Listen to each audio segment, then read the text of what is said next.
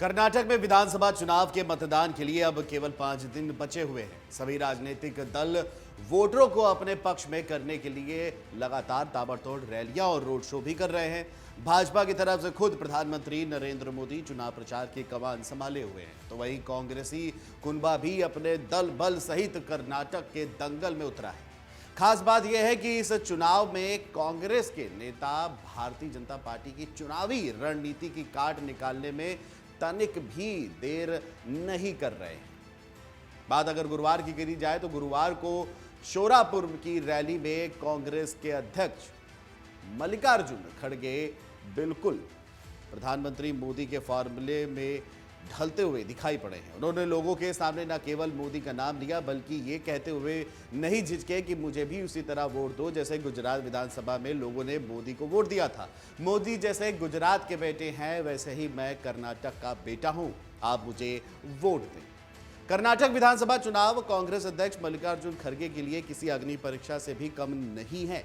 वे खुद को लेकर लोगों के सामने कई बार भावनात्मक अपील भी कर चुके हैं। उन्होंने पार्टी के राष्ट्रीय अध्यक्ष पद का हवाला देते हुए कहा कि महात्मा गांधी, पंडित नेहरू, वल्लभ भाई पटेल, अब्दुल कलाम आजाद और जगजीवन राम जैसे वरिष्ठ नेताओं ने इस पार्टी के अध्यक्ष के रूप में कार्य किया है। आज कर्नाटक के बेटे को कांग्रेस पार्टी का अध्यक्ष बनने का अवसर मिला है। शोरापुर की रैली में खड़गे बोले कि मैं विधानसभा चुनाव के दौरान गुजरात में था, तब गुजरात में मोदी कहा करते थे कि मैं गुजरात का बेटा हूं इसलिए मुझे वोट दे। यहां मेरी सरकार नहीं आई तो देश में मेरी बेइज्जती होगी।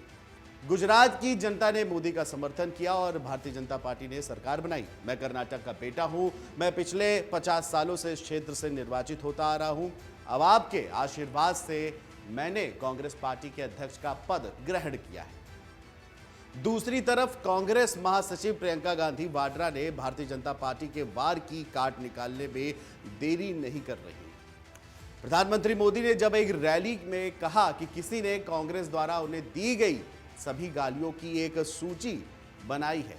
अब तक कांग्रेस के लोगों ने मुझे 91 बार तरह तरह की गालियां दी है। चुनाव प्रचार में जब ये मुद्दा गरमाने लगा तो प्रियंका गांधी वाड्रा ने गाली के मुद्दे की काट निकाली। बागलकोट की एक जनसभा में प्रियंका ने कहा कि वाह, यानी प्रधानमंत्री मोदी पहले ऐसे प्रधानमंत्री हैं जो आपके सामने आते हैं और रोते हैं कि उन्हें गालियां दी जा रही हैं। प्रधानमंत्री आपका दुख सुनने की बजाय यहां आकर अपने बारे में बताते हैं, अपनी व्यथा बताते हैं। किसी ने उन्हें लोगों की समस्याओं के बारे में नहीं बताया बल्कि उन लोगों की ने एक सूची उनको सौंप दी जिन्होंने प्रधानमंत्री को कई बार गालियां दी थी। इसके बाद कर्नाटक की चुनावी पिच पर कांग्रेस पार्टी के घोषणा पत्र ने बवाल मचा दिया।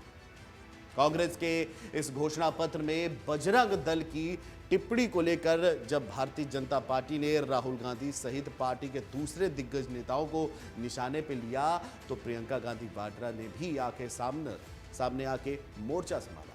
उन्होंने कर्नाटक के लोगों से ये कहा कि भारतीय जनता पार्टी आपका ध्यान भटकाने का लगातार प्रयास कर रही है।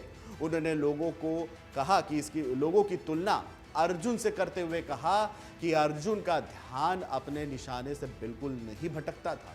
चुनाव में भी आपको अर्जुन बनना है। अपना ध्यान अपने भविष्य पर रखो, अपनी समस्याओं पर रखो, अपने विकास पर और अपने बच्चों के भविष्य पर रखो। प्रियंका गांधी वाड्रा ने लोगों से अपील की है कि उस ध्यान को भटकने मत दो। हमने अन्य भाग्य जैसी विभिन्न गरीब समर्थन योजनाओं के माध्यम से गरीबों के लिए सुविधाएं प्रदान की हैं। कर्नाटक में आम आदमी पार्टी की शिकायत है कि 40% कमीशन के बिना उनका कोई भी काम नहीं होता है। हमें इसी 40% सरकार को सबक सिखाने की जरूरत है। इसके लिए हमें भारतीय जनता पार्टी को हराना चाहिए, कांग्रेस को सत्ता में लाना चाहिए। कुल मिलाकर के कर्नाटक के विधानसभा चुनाव में सीधी टक्कर भारतीय जनता पार्टी और कांग्रेस की है। दोनों ही कुनबे लगातार चुनाव प्रचार में कोई भी कोर कसर नहीं छोड़ रहे। मन से उजाला कर चले, मन से उजाला कर चले, एक अमर उजाला कर चले।